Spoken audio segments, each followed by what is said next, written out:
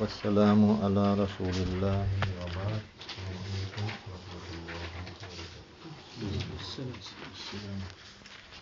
Kutuluğun yolu 6. kitap. Bul sabagızda ibadi jigit kantip ahli sünnaga öttü degen tema boldu. İbadi degen kim? İbadi degen bul havarijlerden bir türü. Havarijlerdi bilesiňer ha? Havarijler oşol Muaviye menen Ali'nin radıyallahu anhuma ortasında bolgon talaş, birlik talaş. Anan bir-birine belgili sebepler menen ha? Onu tarih üçte okusaňar.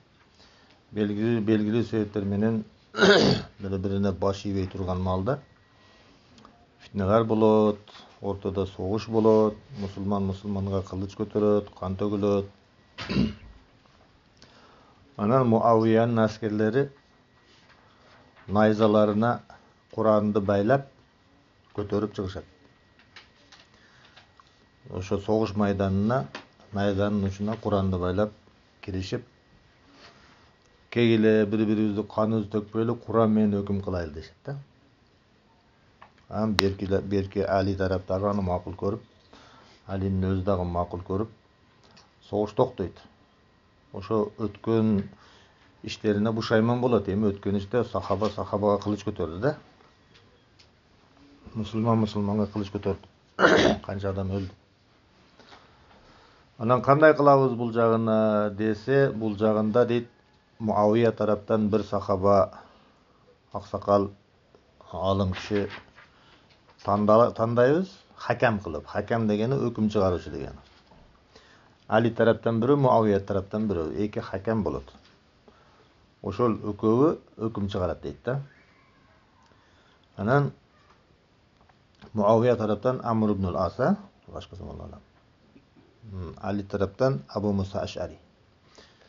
İki sahaba, iki alim sahaba, iki taraftan ökül bolup kelip süýleşýär. Süýleşip ököwi hüküm çıgarat. Hüküm kanday? Muaviye dağı halife emes, Ali dağı halife emes. Wagtly bulardyn halifalygy toktolyp, halife dip bolbay turat deyt. Wagtly deyt. Anan oşol wagtly bir neme ötkenge çeyin, anan biz özübüz şura dep çakırabız deyt.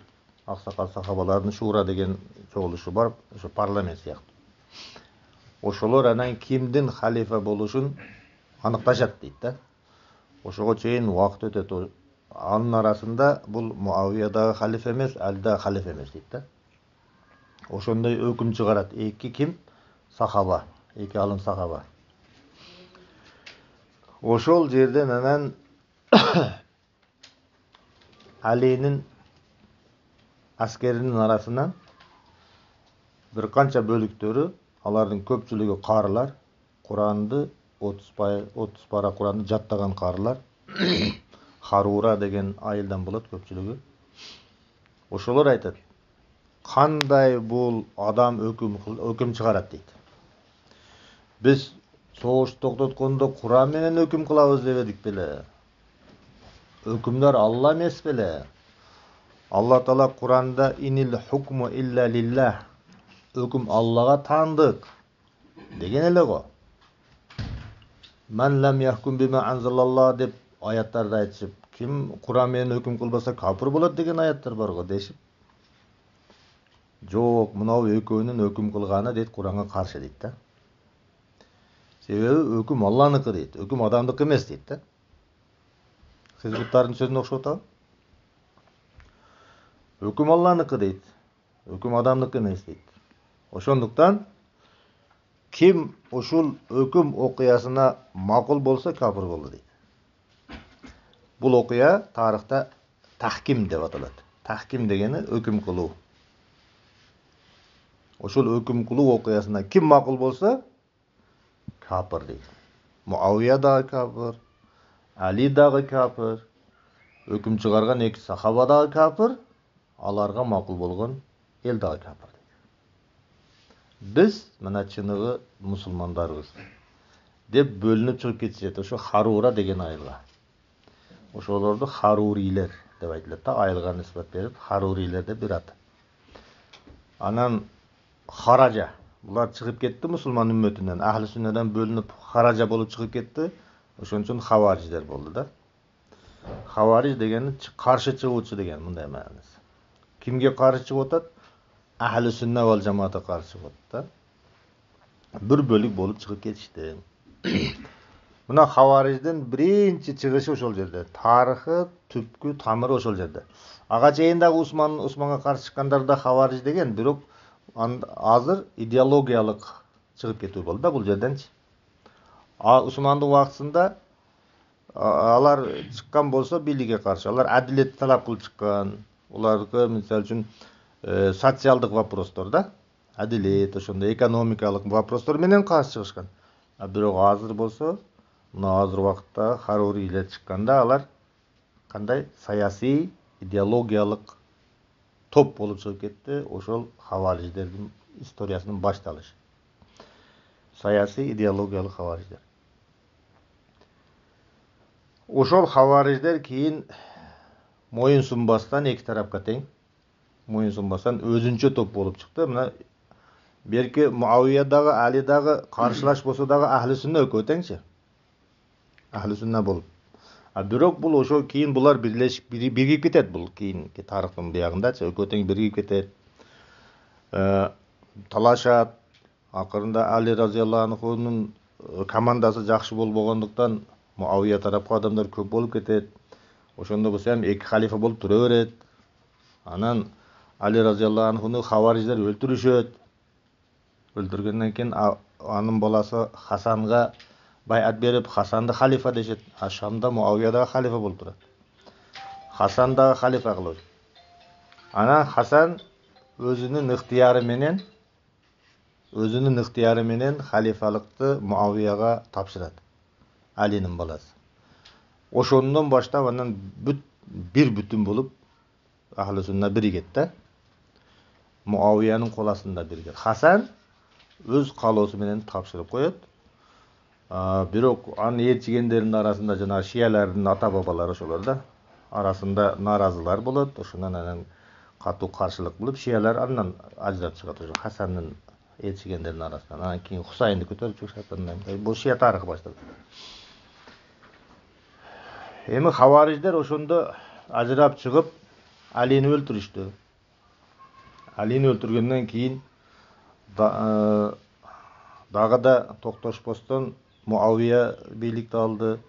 Муавияга каршы болуп, анан ошо Умави халифалыгы болуп, Умави халифалыгына каршы идеологиялык саясий күч болуп Хавариждер чыгып калды. Алар дагы өзүнүн бир канча топтору болуп, анан өзүнүн арасынан бөлүнүп чыкты. Ошо Хавариждердин бир тайпасы ибадилер. Ибадилер деп аталат да. Ошо Умавилерге каршы согушуп жүрүп, кээде бир жерлерди басып алып, өзүнүн мамлекетин түзүп, андан кийин Умавилерден кийин Аббасилерге да каршы согушуп, бир жерлерге мамлекеттерин куруп, акыры азыр Оманда булардын мамлекети. Оман деген мамлекет бар го? Ошол мамлекет ибади мамлекет болот. Алардын ахли сүннө эмес, идеологиясы, көз карашы, Курандын котормолору, хадис китептери. Мисалы үчүн хадис биз Бухари Муслим дейбиз да? Бухари Муслим. Курандан кийинки булагыбыз кайсы? Бухари дейбиз. Андан кийин Муслим дейбиз. Алар экөөнү тең моюн сунбайт дагы, өзү Сахихи бир нерсе деген Сахихи бир неме аты бар. Бир адамдын немеси атына ошону Сахих деп ошону биринчи планга коюшат. Бухари Муслимдеги биз Сахих деген немелерди четке кагышат. Жак, бул жомок дешет. Кантип эле ошондой болсун дешет. Аяттарды четке кагышат мисалы. Ибадилер ошолор. Хавариждердин бир тайпасы. Алардын өзүнүн саясий, идеологиялык, анан акыйдалык пикирлери бар. Ибади жигит кантип ахли сүннө болду деген тема Эмиратта жашап турган Тарик Бихайр деген ибади жигиттин кантип ахли сүнна акыйдасын кабыл алганы жөнүндөгү бул окуяны Saidnet деген ahli sünnet сайты өзünün баракчасына жарыялады. Тарик Бихайр өз hikayasында ибадилердин фикхи жана ишенимдик акыйдага тиешелүү өзгөчөлүктөрүн ачып бергени себептүү окуучуларга пайдалуу болсо керек деген ниетте которуп сунуш кылып жатамын. Ошентип сөз Тарик Бихайрда. Бул каяктык Эмиратта жашаган бала. Тарик Бихайр айтып атат: "Мен бул макаламды оболу ибадилердин сайтына берген элем, бирок аны окуган ибади жамааттар мени жалганчыга чыгарышты. Анткени алардын көпчүлүгү омандан сыртка чыга элек жана дүйнөдө мага окшогон ибадиликтен ахли сүнна акыйдасына өтүп жаткан жаштардын көп экенин билишпейт. Алар ата-бабадан калган салттуу ишенимибиз ибадилик, биз муну таштабайбыз дешет. Кандай болгон күндө да мен бул окуяны адамдар мага ишенсин деп эмес, ынсаптуу адамдар эмне себептен ата-бабадан калган салттуу ишенимибизден ахли сүннага өткөнүмдүн себебин билсин деп айтып жатам. Күндөрдүн биринде мечитте намаз окууга ниет кылдым жана колумду желке тушка көтөрүп эле Аллаху акбар деп намазга кириштим. Ибадилерде намазга киришип атканда такбиратул ихрам жок. Биз Аллаху акбар деп кол көтөрөбүз го, кулак тушка көтөрүп. Алар көтөрбөйт. Көтөрүп эле ушундай колду таштаган бойдон Аллаху акбар деп намаз окуп кетет. Кол кошурбайт. Ошондой намазга кириштим дейт. Намазды окуп бүткөндө бир киши мага сөз айтып калды. Эй бурадар, эмнеге сен кол көтөргөнүң жок такбиратул ихрамга, Аллаху акбар дегенде? Анткени мен ибади мазхабыдамын. Бизде кол көтөрүү жок. Бирок намазга киришүүдө пайгамбар саллаллаху алейхи ва саллям колун көтөрүп такбиру тахриманы айткан жөнүндө көп хадистер бар го. Билем, бирок менин мазхабым ушундай да. Ибадимин дебейсиңби? Ооба, ата-бабаларыбыздан бери ушул ибади мазхабындабыз. Ибадилер адашкан жамаат экенин билесиңби? Эки неме талаш атат бу жерде, эки ам адам да, илими жок экен тең. Экөө тең жанагы бирөөдүн укканы менен гана жашап аткан карапайым мусулман. Ибадилер адашкан жамаат экенин билесиңби? Жанагы киши мага дагы бир канча нерселерди айтып, ибадилердин адашкандыгын далилдемекчи болду, бирок мен эч нерсе түшүнгөнүм жок, анткени ал мен билбеген, балким өзү дагы бирөөлөрдүн уккан сөздөрдү айтып жаткан эле. Үйгө оманга бардым. Өзү Эмиратта иштейт бул бала. Жаш жигит. Тагамдардыкына. Тагам менен намаз окугандан кийин ага мечиттеги окуяны айтып бердим. Ошондо тагам мага мындай деди: "Ооба, ахли сүнналар намазга киришип жатканда кол көтөрүшөт, биз көтөрбөйбүз. Алар намазда кол байлап, кол кушуруп турушат, бизде бул дагы жок. Билесиңби, жээним, алар менен биздин айырмабыз ибадатта гана эмес, акыйдада дагы бар. Алар акыйдада адашып кетишкендер." Ким айтып атат муну? Ибади тага айтып атат, омандык. Кантип адашып кетишкен? Алар мушаббихалар. Мушаббиха деген эмне? Окшотуучулар дегени. Алар Аллах Тааланы адамга окшотушат. Ошондуктан биз аларды мушаббиха дейбиз. Кантип окшотушат Аллах Тааланы адамдарга?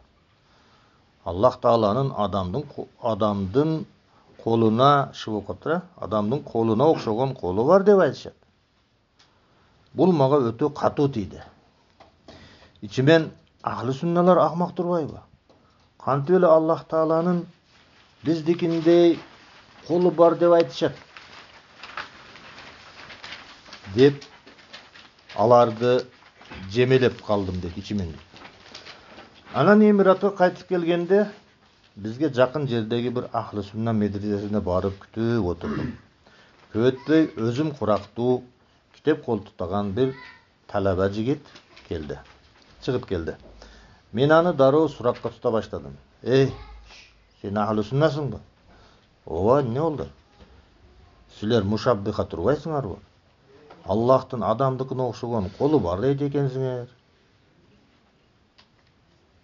Студент бала, оболу өмүрүндө көрбөгөн өзү курактуу бала аны жемелеп жатқанына түшүнбөй ооз ачылып калды. Анан акырын гана күлүп, Алла сактасын мушаббиха болуудан. Биз мушаббиха эмеспиз деди. Аллахтын адамдыкына окшогон колу бар дегениңе жалганбы? Жалган да. Биз Кур'ан эмне десе ошону айтабыз. Аллах Кур'анда өзүнүн колу жөнүндө айткан. Биз аны тастап, Аллахтын колу бар. Бирок анын колу эч нерсенин колуна окшобойт. Өзүнүн улуулугуна жарашкан кол дейбиз. Бул мушаббихалык эмес да, досум. Аллахтын колу бар деп жатпайсыңарбы барбы? Биринчиден аны биз айтканыбыз жок. Аллах жана анын пайгамбары айтып жатат. Биз болгону Аллах менен пайгамбарынын сөзүн тастыктайбыз. Аллахтын да колу бар, адамдын да колу бар дегениңер окшотуу болбой эмне? Мушаббихалык болбой эмне? Сенде да кол бар, туурабы? Эмне экен бар болсо? Ошол кол мышыкта да бар, койдо да бар, төөдө да, уйда да бар. Бирок сенин колуң мышыктын же койдун колуна окшойбу? Мен эгер сенде да кол бар, мышыкта да кол бар десем, сени мышыкка окшоткон боломбу? Жок. Биз дагы Аллахтын колу бар дегенде, аны адамга окшотпойбуз. Аллахтын колу өзүнүн улуулугуна ылайык, адамдын колу дагы өзүнө жараша. Эми өзүң мага жооп берчи, Аллах Таала угабы? Ооба. Анын угушу биздин угушубузга окшойбу? Окшобосо керек. Аллах Таала көрөбү? Ооба. Анын көрүүсү биздин көрүүбүзгө окшойбу? Жок. Мына көрдүңбү? Аллах дагы угат, биз дагы угабыз. Аллах дагы көрөт, биз дагы көрөбүз. Бирок анын угуусу менен көрүүсү биздикине окшобойт. Ошондой эле Аллах тирүү дейбиз, биз дагы тирүүбүз. Бирок Аллахтын тирүү болушу биздин тирүү болгонубузга окшобойт. Ошондуктан биз Аллахтын колу бар, бирок биздин колубузга окшобойт деп айтабыз. Сен Аллахтын колу деп Кур'анда айтылган дебедиңби? Кайсы жеринде айтылган? Сад сүрөсүнүн 75-аятында Аллах Таала Иблиске карап, өзүмдүн эки колум менен жараткан адамга сажда кылуудан сени эмне тосту деген.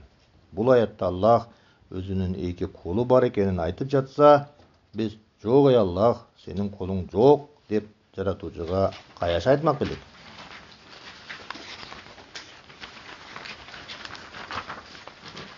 Ошентип студент бала мени өчүрдү. Мен дагы анын далилдерине муюдум. Анткени анын сөздөрүнөн мен эч кандай жалганды жана эч кандай Аллахты адамга окшоткон мушаббихалыкты тапкан жокмун. Ошол күндөн тарта мен дагы ахли сунналарга окшоп намаз окуй баштадым.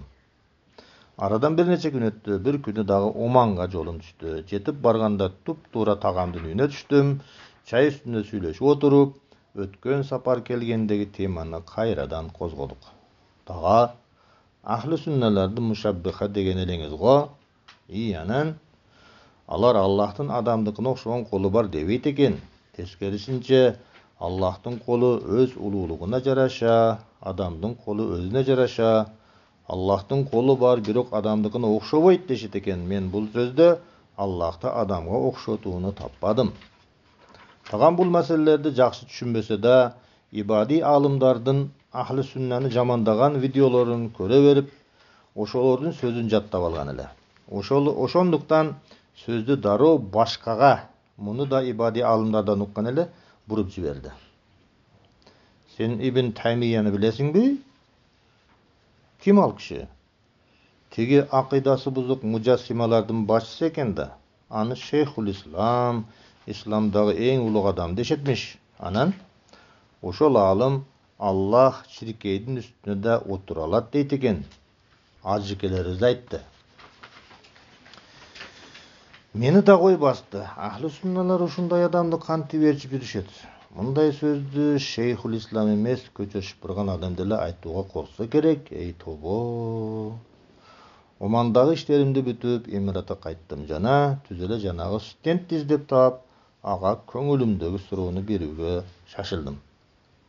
Эй, силердин Шейхул Исламыңар бар экен го, Ибн Таймия деген. Ал биздин гана шейх эмес, анын шейхул исламдыгын аны менен кээ бир маселелерде пикири келишпеген Жалалуддин Суюти, Мулла Али Кари жана башка дөшалар дагы айткан.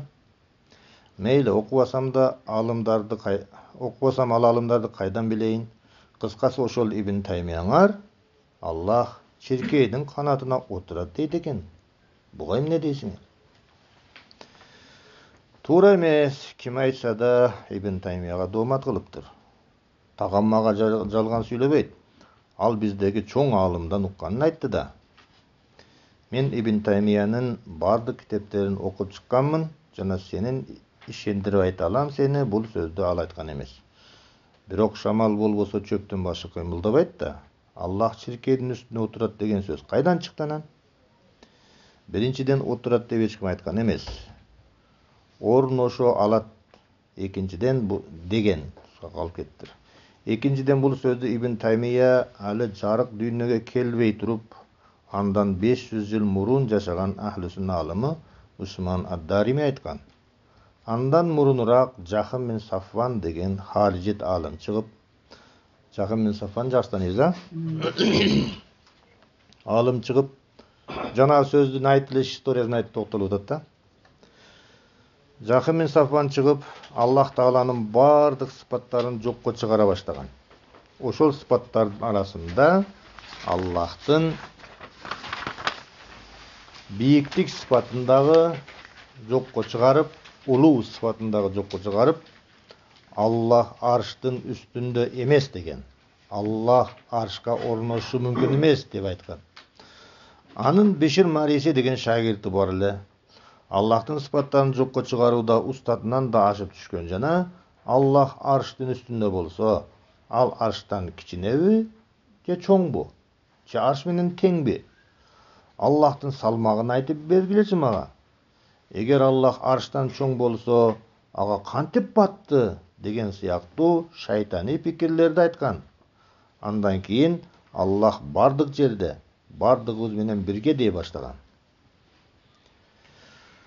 Анан ошол адамга Аллах кааласа чиркейдин үстүнө да орношо алат деп жооп бериш керек беле? Биринчиден Имам Дарими муну менен Аллахтын каалоосуна чек жок экенин айтып жатат. Экинчиден ал оппонент менен талашып жатат. Оппонентти Аллах бардык жерде, оппонентти жанагы Бишир Мариси, Жахми.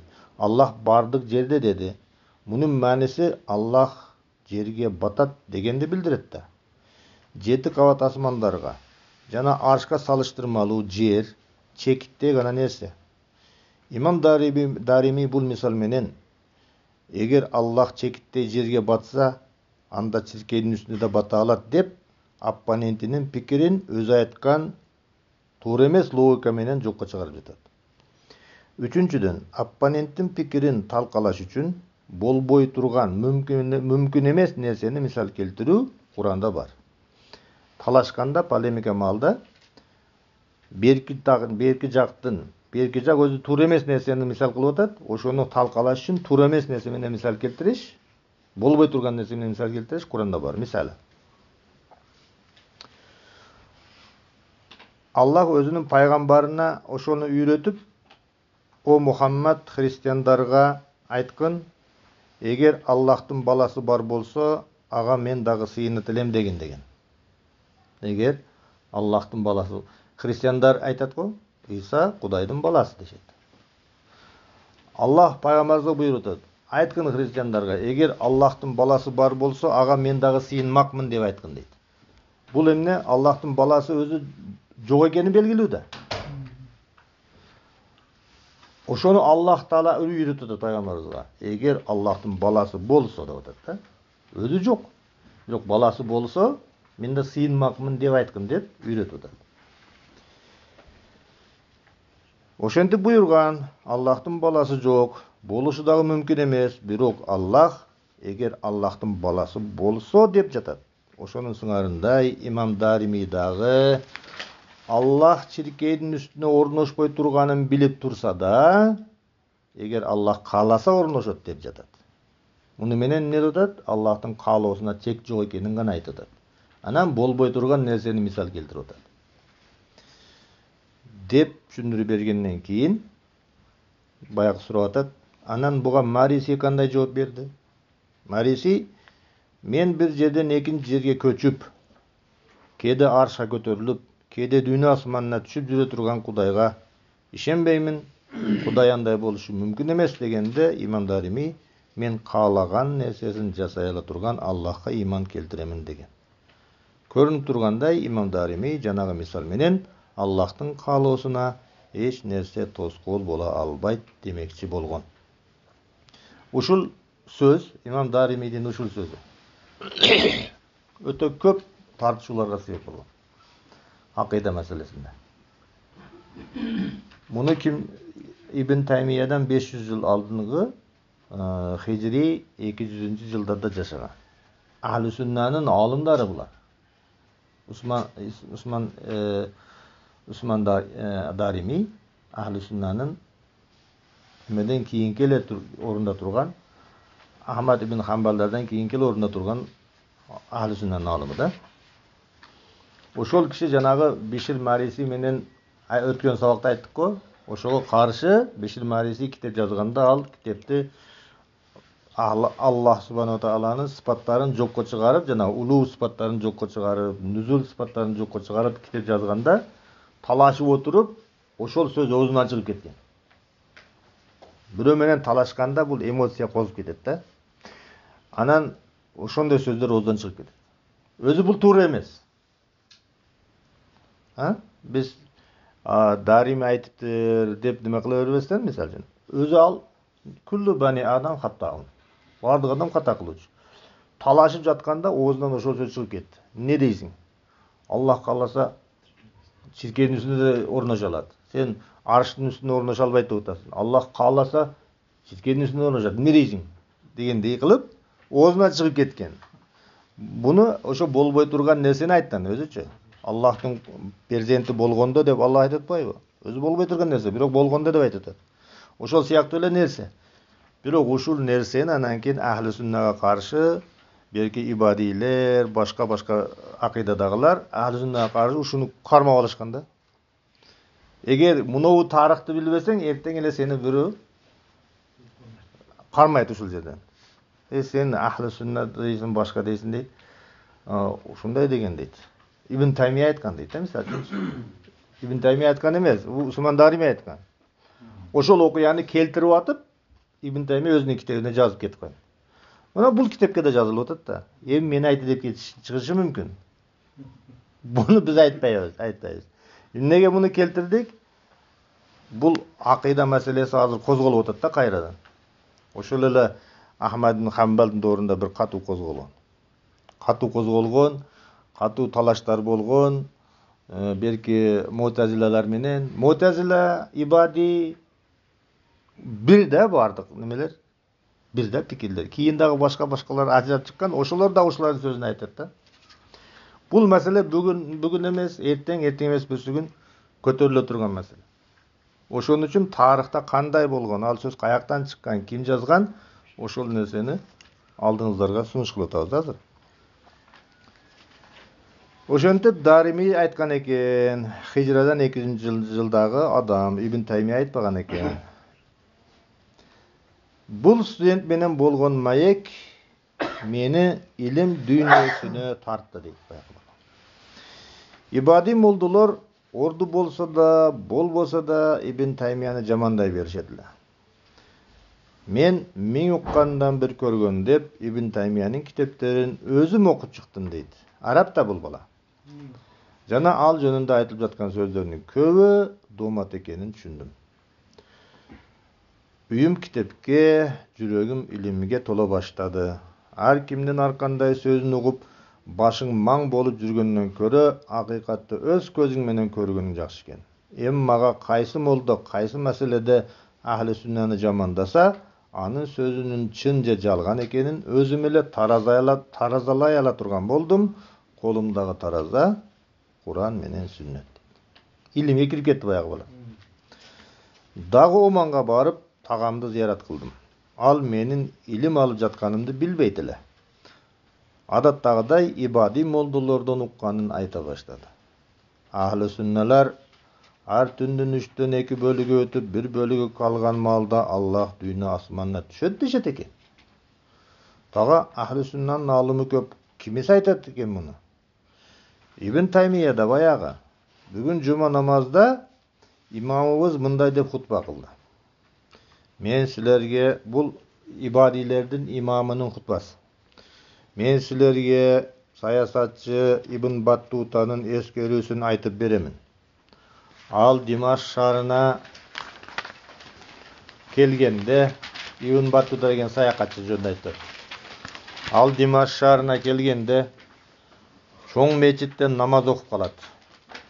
Мечиттин имамы Ибн Таймия экен. Анан ал ар түндүн 3төн 1 калганда Аллах Таала мен ушул тепкичтен түшкөнүм сыяктуу дүйнө асманына түшөт деп тепкичтерден мечиттин минбардын тепкичтеринен ылдый түшүп көргөзүптүр. Мына көрдүңөрбү? Ал ушундай мужассима болгон. Аллах мен түшкөндөй түшөт деп Аллахты өзүнө окшоткон деп айтыптыр. Ибн Таймия жөнүндө ким? Имамдар, ибадинин мечиттеги имам. Тага мен бул маселени жибинен ийнесине чейин окуганмын, билем деп атат эми. Бул жалган маалымат жана Ибн Таймияга доомат. Сен эмнени билесиң? Мечитибиздин имамынын үйү толо китеп. 5 тонна китеби бар, илимдүү киши. Бул көркөмдөлгөн жер 5 тоннасы. Тага илимдүү болсо да, мага демектен 10 тонна китеп болсо да, факт далил менен сүйлөш керекпи? Сен айтчы, далил факт болсо эмне? Эмне далил факты билесиң? Факт боюнча Ибн Баттута 726-жылдын Рамазан айында Димаш шаарына кирип келген. Саякатчы. Ал эми бул убакта Ибн Таймия зынданда жаткан. Ал Шабан айынын башында Ибн Баттута шаарга киришинен 1,5 ай мурун камакка алынган. Ошол жерде 2 жыл жатып, азаттыкка чыкпастан 728-жылы каза болгон. Демек, далил жана факт боюнча Ибн Баттута Ибн Таймияны көрүшү мүмкүн эмес. Экинчиден, Ибн Баттута акыйданы түшүнбөгөн жана ар кандай жомоксумал нерселерди жаза бергенин китебин окугандар билет. Үчүнчүдөн, кийин анын китебин көчүрүп жазгандардын арасында Ибн Таймияны жаман көргөн кишилер болгон. Төртүнчүдөн, ошол маалда халифаттын муфтийи Аш'ари акыйдасындагы киши болгон жана ал Ибн Таймияны жаман көрүп, аны каматканга аракет жасап турган. Анан ушул муфтий Ибн Таймияны борборлук мечитке имам кылып коймок беле. Мына ушул 4 далил менен сиздин имамыңыз айткан маселени четке кагууга укугум бар. Бул маселе өзү жанагы Тарик Бихайрдын катында бар, ушул маселечи. Ошол эле нерсени биздин имамдардан бири дагы айткан да. Бишкекте. Ушундай дешет булар, паланчалар дейт да. Аллах түшөт дешет. Өзү минбарда отурат жанагы имам. Мен ушу минбардан мына түшүп аткандай түшөт дешет деп айткан да. Дал келишти кара. Алын тарыхы бул экен. Бул Ибн Баттутанын китебиндеги нерсе экен. Ибн Баттута жанагы Алжирден бир жерден чыккан саякатчы өзү. Ол Димашка барганда китебинде жазган экен да, мен Димашка барып калсам, Ибн Таймия имам экен. Ибн Таймия имам болбой калсын, ошол жерде муфтилер кууган кылып аны каматып жүрсө. Кантип имам болуп калат чоң мечитте?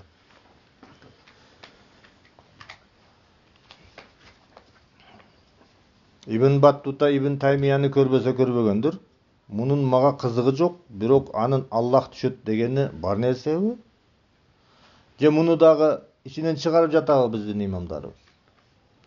Аллах түшөт деген маселе Ибн Таймиянын сөзү эмес. Пайгамбарыбыз Мухаммад саллаллаху алейхи вассаламдан келген сах хадис. Тага анда пайгамбарыбыз саллаллаху алейхи вассалам мындай деген: Аллах Таала түндүн акыркы 3төн 1 бөлүгү калган убакытта дүйнө асманына түшөт жана ким ушул маалда уктабастан тахажжуд намазында мага дуа кылган болсо, мен анын дуасын кабыл алып, сураган нерсесин беремин. Ким менден күнөөлөрүн кечиришини сураса, аны кечиремин деген хадис бул. Хадис болсо дагы аны биздин муфти Ахмад Халили Азирети туура эмес деген. Азыр дагы Омандын ибадилердин муфтиси ушу киши. Hadis bolsa dagы ошо хадисти туура эмес деген биздин муфтий атат. Сиздин муфтиңиз ким экен пайгамбардын хадисин жокко чыгаргыдай? Биринчиден муфтиybиz дүйнө асманына Аллахтын өзү түшпөйт, балким анын буйругу жана ырайым рахматы түшөт дейт. Экинчиден анын айтуусу боюнча, маселен, азыр бизде түндүн 3/1 болсо, бир аздан кийин дүйнөнүн башка жеринде 3/1 болуп токтоосуз эле айлана берет экен. Демек, ошондо Аллах Таала арштан токтоосуз түшүп чыга береби? Чарчап калбайбы? Тага, иманыңызды жаңылап алыңыз. Эгер ушуну муфтий айткан болсо, ал дагы иман жаңылап алсын. Аллах чарчабайт. Аят аль-Курсини курук эле жаттап ала бербей, тафсирин окусаңыз болбойбу? Аллах чарчабайт деп айтылат. Вала яудуху, синату вала наум деп келет го. Макул, Аллага тооба кылдым. Бирок муфтийдин сөзүнө эмне дейсиң? Түндүн 3/1 ааламда эч токтобой. Азыр бул жерде түндүн 3/1 болсо, бир аздан кийин башка жерде 3/1 болуп токтобой турса, буга эмне дейсиң? Десе, буга жоопту билбей баягы бала. Мен үйгө барганда китептерими карап көрөйүн деп жооп берди. Чынында ибади муфтинин сөзү күчтүү болуп туюлду мага дейт. Азыр деле айтышат го. Ашта десең, Аллах улуу десең, Аллах бийик десең, жер шарынын наркы тарабында буягы бийик болот го дешет го философтор. Ошол сыяктуу күчтүү болуп туюлду мага дейт. Үйгө келип китеп текшеримди карасам, Салафи алымы Ибн Усейминдин Фатвалар жыйнагы деген китеби бар экен. Ачып издей баштадым. Мына бар экен мага керектүү жооп. Биринчи том, 102 суроо. Урматтуу шейх, белгилүү болгондой, түн жер шарын өзгүлтүксүз айланып турат. Ошондо Аллах түндүн 3/1 калганда дүйнө асманына түшөт деген кандай болуп калат? Түнү менен дүйнө асманында калып калабы? Деп суроо берген экен Ибн Усейминге. Ал жооп бериптир. Бизге важып болгон нерсе Аллах Таала жана анын пайгамбары Аллахтын сыпаттары жөнүндө кандай кабар берген болсо, ошого дал өзүндөй иман келтирүү. Бизден ушу талап кылынат. Дал өзүндөй иман келтирүү төмөндөгү 4 талапты сактоо менен болот. Куран менен хадисте келген кабарларга дал өзүндөй иман келтирүү 4 талапты сактоо менен болот. Биринчиси, ал кабардын сыпаттын маанисин башка мааниге биз алмаштырбайбыз. Пайгамбарыбыз Аллах түшөт дедиби, түшөт дей беребиз. Пайгамбарыбыз Аллахтын ырайымы түшөт деген жок, Аллах түшөт деди да. Биз аны алмаштырбайбыз. Экинчи, ал кабарды жокко чыгарбайбыз. Түшөт дегенди түшпөйт деп айтпайбыз. Үчүнчү, кайфияты кандайлыгы менен ишибиз болбойт. Кандай деп сурабайбыз. Төртүнчү, аны бир нерсеге окшотпойбуз. Жанагы мен түшкөндөй түшөт деп окшотпойбуз. Сахабалар ошондой болушкан. Малик бин Анаска бир киши келип, Куранда Аллах аршка көтөрүлдү деп айткан экен. Кандай көтөрүлдү деп сураганда, бул адамдын абалына бушайман болуп, көтөрүлгөнү белгисиз эмес, анык, кандайлыгына акыл жетпейт, жана ага иман келтирүү важып, ал жөнүндө сурай берүү бидат, сен бидатчы экенсиң деп жооп берген, жана шакирттерине ал кишини сабактан чыгарып жибергиле деген. Демек, ахли сунна акыйдасы боюнча Куран жана сүннөттө Аллах аршка көтөрүлдү деп келсе дагы, дүйнө асманына түшөт деп келсе дагы, жогорудагы 4 талап боюнча маанисин өзгөртпөй, жокко чыгарбай, кандай деп сурабай, бир нерсеге окшотпой иман келтиришибиз керек экен. Ибадилердин Аллахтын дүйнө асманына түшөт деген хадиске көз карашы бул ахли суннанын концепциясына туура келбейт. Ибадилердин жана башкалардын. Алар адегенде эле маанисин өзгөртүп, Аллах түшпөйт, ырайымы түшөт дешет. Ушуну менен Аллахтын түшүү деген сыпатын алар жокко чыгарышат. Муну таатил дейт. Анан муфтилерине окшоп, түн үзгүлтүксүз болсо түшүүсү кандай болуп калат деп кандайлыгын сурай беришет. Анан эң акырында Аллахтын түшүүсүн bir адамдын же предметтин түшүүсүнө өздөрү окшотуп коюп, анан коркуп кетишет дагы, андай болушу мүмкүн эмес. Акылга сыйбай жатат деп ызы-чуу сала беришет. Өздөрү окшотуп коюп. Бул жол сахабалардын жолу эмес. Сахабалар дагы бул хадисти пайгамбарыбыздан уккан, жана кийинкилерге риваят кылып беришкен. Бирок эч кимисинде кандай деген суроо жаралган эмес.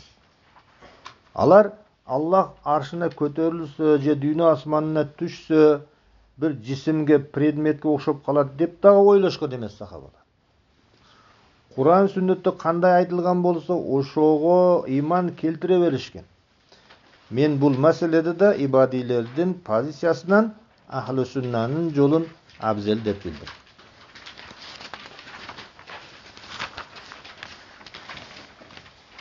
Muna oşentip men ibadilik akidasından ahli sünna akidasına öttüm. Janagı student dosum bergen kitepтерди okup Allah'ты kanday tanuu kerektigi jönünde tömöndөгүчө tuura malumattарды aldım. Allah'tın sıfatları jönünde süylöp, anın özü jönünde süylöp. Allah'tın özü eç nersege okşobayбы? Demek anın sıfatları dagı başka nerselerdin sıfatlarına okşobayt. Allah'tın kötörülüsü başka nersenin kötörülüsüne okşobayt. Түшүүсү başka nersenin түшүүsüne okşobayt. Allah'tın zatı var, bizim zatımızga okşobayt. Allah'tın ilimi var, bizim ilimimizge okşobayt. Allah'tın kolu var, birok adamın koluna okşobayt. Allah'tın yüzü var, birok adam yüzüne okşobayt. Bardık sıfatları jönünde uşunday kete beret. Uşunday bağ berilet. İmam Bukhari'nin ustazı Nuaym bin Hammad kim Allah Taala'nın mahluklarının birine okşotsa kafir bolat. Mına oşonda oşo mujassima deydi. Allah'ta okşotuş, je sıfatını okşotuş mujassima. Kim Allah Taala'nın mahluklarının birine okşotsa kafir bolat. Kim Allah özün sıfatlagan bir sıfatı jokko çıgarsa da kafir bolat. Okşotsa da kafir bolat, Allah'ın anday sıfatı jok dese de kafir bolat.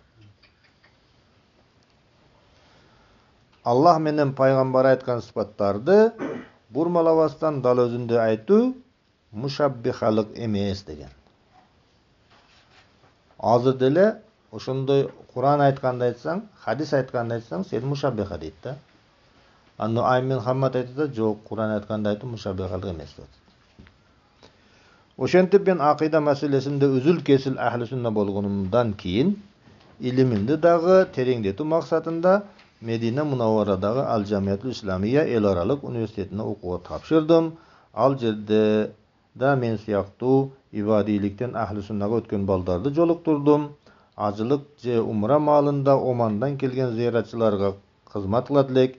Alar menen de köp talaşıp tartıştık. İbadiler Kur'an sünnetten dalil taba alбай kalganda anık ayet hadislerdi da cisim, telo, cisim degeni telo degeni. Jawhar, yadro, negizgi nerse degeni. Aras, koşumça degeni. Had, çegara, hayyiz, vakum degen siyaktуу filosofiyalık sözler menen başты katıra berişetile. Bular jönünde az aytып berem. Men alarga sahabalar aytpagan mындай sözler İslam akidasına Grek filosoftoru Aristotel, Platondordun emgeginden koşulgan filosofiyalık terminler ekenin düşündürüp Abu Hanifa'nın okuyasını aytып berdilim. Bir günü bir kişi İmam Abu Hanifa'dan adamdardın cisim, araz degen sözlerine emne deydileňiz dep suraganda bari filosoftorun sözleri.